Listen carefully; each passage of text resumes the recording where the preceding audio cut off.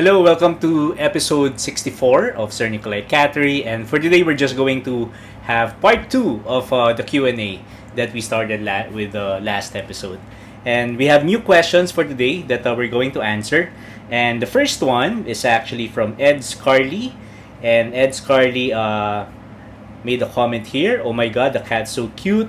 By the way, how do you discipline a cat? I'm having a hard time with mine.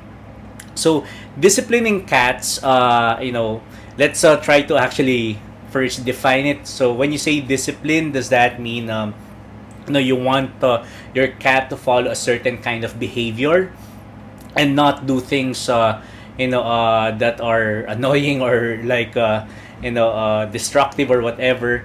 So, if you want to discipline your cats, I feel that the best answer I can give you is you have to have routines for your cat. Okay, and establishing routines are generally suggested for animals because with animals, especially the ones in the zoos or like all animals that are actually being raised by humans, animals that have routines actually behave better.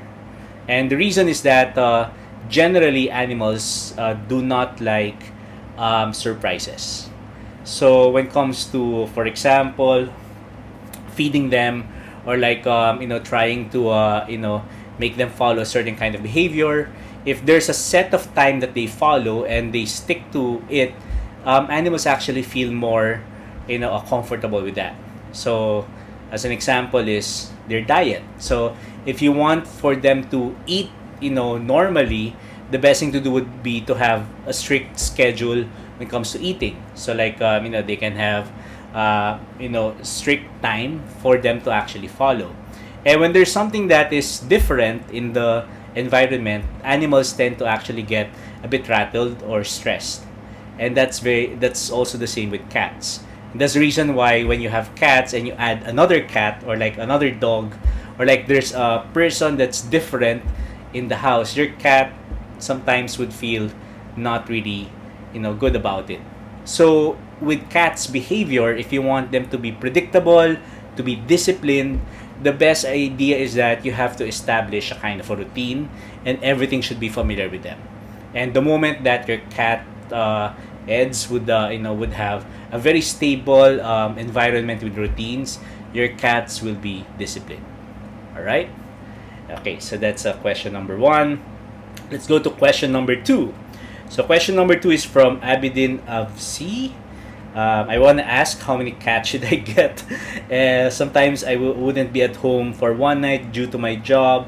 So is it possible for Scottish Fold cat? All right. I often tell people get two cats at least. And the reason behind that is when your cats are alone, like literally alone in the house with no companion, like a living being, like a living thing, your cat would get lonely. So my suggestion is that if you live in a household where there is a human all the time, then one cat is okay. But if you live alone and then you're the only companion for your cat, I strongly suggest get a companion for your cat. Cats would get lonely. Cats actually would have some kind of behavior issues actually when they're just alone in a particular place. So my suggestion is try to have a companion for your cat if you're going to actually leave your cat alone by himself or herself. Okay, so ideally your cat should have a constant companion. So for Scottish Fold, yes, Scottish Folds are very sociable. They actually like the company of other cats. So I think it's a good breed to have for you to have a second cat. Okay? Next one is from Pinoy Raquetera. Hi, is it okay to give my kitten LC Vit and fish oil at the same time? Thank you. I see totally no problems with that. Yeah, you can actually have your regular diet with your cats, like your normal dry food, wet food. Plus, of course, you have the supplements. Like you can have the vitamins, LC Vits kind of vitamins. And then you can have other supplements like fish oil, or sometimes you can even mix in virgin coconut oil, VCO, into their diet. I don't see a lot of problem with that. So I think it's just okay. Though once a day, I think should be fine. You don't need to have like a fish oil for every meal or like LC Vit vitamins every meal. I think that would be too much. Okay, so if your vitamins actually had like a prescription, just follow that prescription, and your cat should be fine. All right. Okay, question number 4 from Carl Oliver. So I'll translate it into English. Hi, Sir Nicolay. I'd like to ask if it's safe for kittens, the non-kitten variant of this cat food, Vitacraft Posy. Okay, because there are no stocks of kitten food, with Vitacraft Posy. This is actually a bit funny because ever since I made that video about my recommendations for cat food, I don't actually I would actually assume that I have something to do with it, but more and more people started buying Vitacraft Posy, that the brand of cat food, and I feel like I am a bit responsible for those stocks actually being out of stocks in the food stores. So anyway, I digress. But actually, kitten food, adult cat food are also okay for kitten food. Okay, to be honest, they're not missing that much. Maybe, especially if they actually breastfeed from their mothers, they're going to be okay. So I've had so many kittens eat the same food as my adult cats, and they turn out fine. So it's not poisonous or anything like that. But kitten food are rich in protein. So if you have a kitten variant of any cat food, that's what you feed them. Okay, because there's more protein. But making them feed adult cat food is going to be fine. So no need to worry too much about it. Okay, question number 5 from Michael TVPH. How much does it cost to prepare home cooked food for cats? For me, I usually do it weekly, and my budget for it is around 700 pesos. Okay, so 700 pesos is roughly, to my international viewers, is roughly around $13. Okay, 13 US dollars. Okay. So what do I buy with the 13 US dollars for home cooked food? So I would buy I think around 2 or 3 kilograms of fish fillet, and about 2 kilograms of chicken, and then squash or pumpkin, maybe like a fourth of a slice, or 1 kilogram. So in essence, I would cook roughly around 5 to 6 kilograms and put them all together, and then I would put all of those 5-6 kilograms of food in smaller containers. Okay, and that is something that I would feed for about 14 days, I think. Yeah, I think around 14 days. So, no, sorry, not 14 days, 7 days. Yeah, because I do it weekly. So 600 pesos, 600, 700 pesos, or $13 for 7 days. That's actually very cheap. So that's why doing home cooked food is going to save you a lot of money. All right? But the best way to go about it is test if your cat would actually like the home cooked food. So I had that video of preparing home cooked food where I mix fish fillet and then the chicken, then I grind the chicken also manually. Or you can probably just use a blender, and then you put also boiled squash or pumpkin. It works, and then you just mix them together, and you freeze them and serve them like once a day or twice a day, and I feel that that will actually be okay. All right. So to answer your question, Mike, it's actually 700 pesos, $13, good for 1 week, 14 servings. All right. So it's actually pretty cool. Okay, let's move on to the next question. The next question is from Junie Perez. Good day, sir. I'll translate. Is it safe? Is spot-on flea treatment for the cats safe for pregnant cats? Okay. It depends on the brand. So far, I've used 2 brands for spot-on treatment. So it's the anti-tick, anti-flea treatment. Advocate, which I actually showed in this video, when you read what it says on the box, for pregnant cats, you have to consult your vet. So it outright says it's not safe. So they're not actually guaranteeing that it's safe to use their spot on treatment for pregnant cats. However, I actually tried another brand, and that brand is Frontline. Frontline for cats actually would claim that pregnant cats are okay, for their spot on treatment. So again, maybe the best thing to do would be read. Read what it says on the box. So if it says on the box that it's safe for pregnant cats, then use that spot on flea treatment for pregnant cats. If it says that it's not safe, then just follow. All right. So there. So it depends on the brand of the flea treatment. Next is a question from Fishbone. So let me translate. Sir, is it natural for female cats in heat to actually lose appetite in eating? And what do I do to maintain the weight of cats in heat? Okay. So the answer to that is yes. It is very normal for cats who are in heat to actually lose appetite in eating. So there are some behavioral changes for cats in heat, and those are pretty normal. All right. So when cats go in heat, it doesn't actually last for a very long time. So I don't feel that you need to worry too much when cats go in heat. So my suggestion is just keep everything normal, like whatever you feed to them when your cat is not in heat, do the same thing. Okay. So there, just maybe just hope that the cats will the cats in heat season will be over, and then their appetite will go back. So how to maintain their weight? Very simple. Just keep feeding the same food. So keep feeding the same food, or basically just always make sure that they eat their share.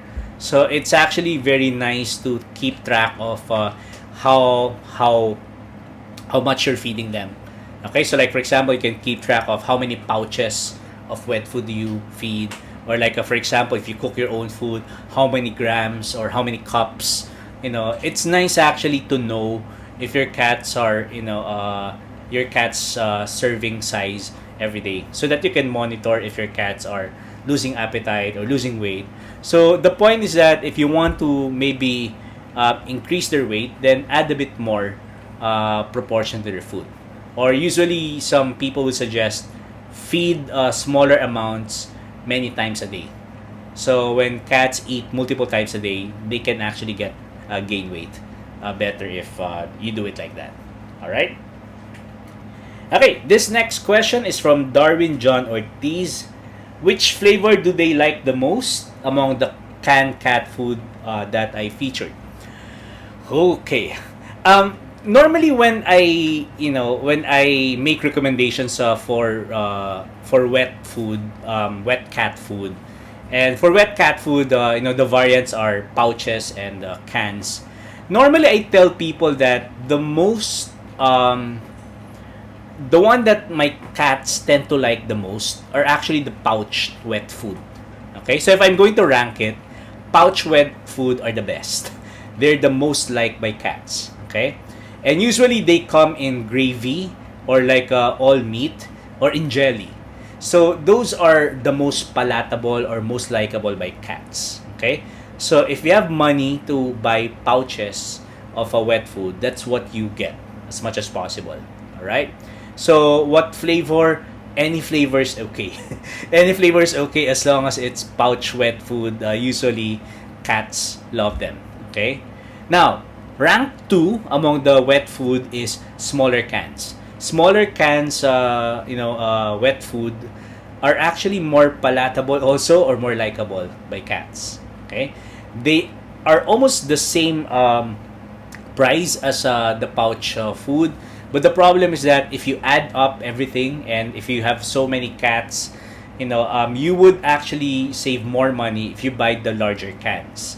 So larger cans are number 3 in the ranking because they're the ones that are not probably the most liked by cats. So that's the thing. You can get 400 grams of cat food, which can serve maybe like an army of cats, like like 5, 6, 7 cats, but they're not the most palatable sometimes. So this is the reason why my suggestion is to mix it up, and basically have pouch, have small cans, have big cans, and then just basically have many kinds of variety. So for me, one of the not so good things is to stick with one brand and then your cat doesn't touch or doesn't eat the food. So that will be the most wasteful. So my suggestion is find the brands that your cat likes and stick with them. Okay, and remember them. And of course, choose the brands that that are healthy. So in my videos, I actually told you in those videos like which cat food according to the to the nutrition guide in every brand are actually the best. So please watch those videos. All right. Okay.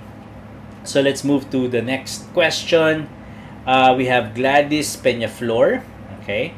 Gladys Peñaflor said, "Hello sir, first time watching your videos and I really find some interesting infos on your channel on how to take care of cats. Just want to ask if you have any suggestions in preventing hairballs and how do you deal with it?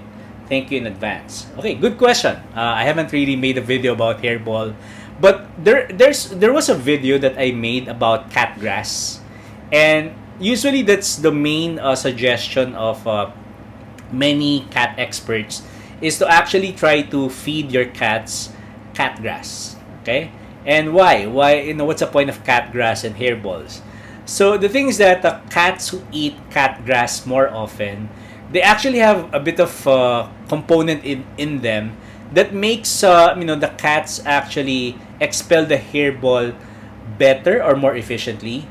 So the thing with hairball is that since cats lick or groom themselves again and again and again, so all those hair that they accumulate using their tongue would actually get stuck somewhere in their system, in their guts or whatever. So the hairballs, when they accumulate in large amounts, could actually be a bit detrimental to the cats. And so when your cats eat cat grass more often, they have the tendency to actually let those out more often, and that's actually better. So that's a much good thing rather than with your cats saving up or storing so much hairball in their system that then when they spew it out, it's a lot of mess and it's stinky. So my suggestion is really just try to feed cat grass whenever you can. And cat grass is very easy to actually raise. So I have a video about cat grass. You might want to watch that. And it takes maybe only just like a week. Yeah, and in 1 week, your cat grass, if you raise it right, water them daily, so they will actually grow really tall in a matter of 1 week. And it's pretty amazing. Try it. All right? So for hairball, cat grass. Next one is from It's Me Q. And then I'll just translate. Hi sir, I just want to ask what to do so that the cat will not get hungry during midnight or dawn, because her cat is more active in during dawn, and this person is afraid that the cat will get hungry when when he or she is sleeping. So my suggestion is just leave dry food. So leave dry food out in the open, and I feel it's okay. A lot of times cats tend to sometimes their behaviors that they would want to be hunting at night, like they're nocturnal, and everything. So I find it actually good to just leave dry cat food for them to be able to munch on while you're sleeping. And for me, this is this is something that I would recommend. So go ahead, just leave dry cat food actually for them. All right. Okay, next question is from the same person. It's me Q, and this question is it okay if I mix water with the dry food? And the kitten is 1.5 months old. All right. So yeah, it's okay. You can mix dry water with you can mix water with dry food, and it's actually more recommended for small kittens. So what you did was actually correct. And by the time that you've actually watched this video, your kitten's probably already big. But yeah, in the future, and for my viewers who have smaller kittens, yeah, actually making soaking the dry food a bit in water actually works. Or you can actually just make sure that there's a bowl of clean water beside dry food often. That also works. So yeah, you can mix it a bit, soak it a bit, or just separate them. Okay, the next question is from Gabriel Pasamba. Hi sir, very helpful review. One question though. Since I only have one cat, how do you store the leftover food? Do you put it in the fridge or just in the table until the next meal time comes and serve it within the day? Alright. For dry food, it's okay to actually leave it out in the open for a very long time. Okay? Although my recommendation is maybe not beyond 24 hours, or if it's going to go beyond 24 hours, not more than 48 hours maybe. So the point is that best that the dry food would actually be consumed within one day, or at least maybe a bit over one day. But for wet food, it's totally different story because wet food could spoil very fast. So my suggestion for wet food is definitely, if there are leftovers, get them and then freeze them. So when you freeze them, it should be fine. Alright? So that's it. So do I put it in the fridge? No, I don't put it in the fridge. Rather, I put it in the freezer because it's much safer there. Because with the fridge, the freshness is not guaranteed.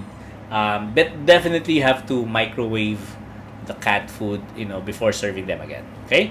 Because obviously freezer or cold temperature could prevent bacteria from happening.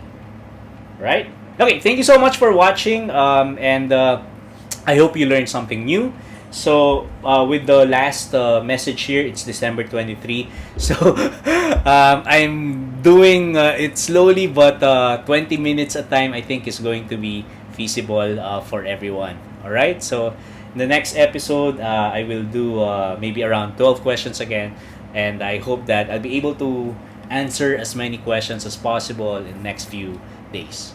Okay, so this is Sir Nicolay. If you like this video, please subscribe, and also if you want to sponsor my channel, please join. When you join, you actually have options for membership programs. So you can help me by by sponsoring 99 pesos a month, or like $2 a month, and it's not much, but it will help. It will help so much in my maintenance of the cattery, and also maintenance of this YouTube channel. All right. So I'll see you guys soon. Thank you so much.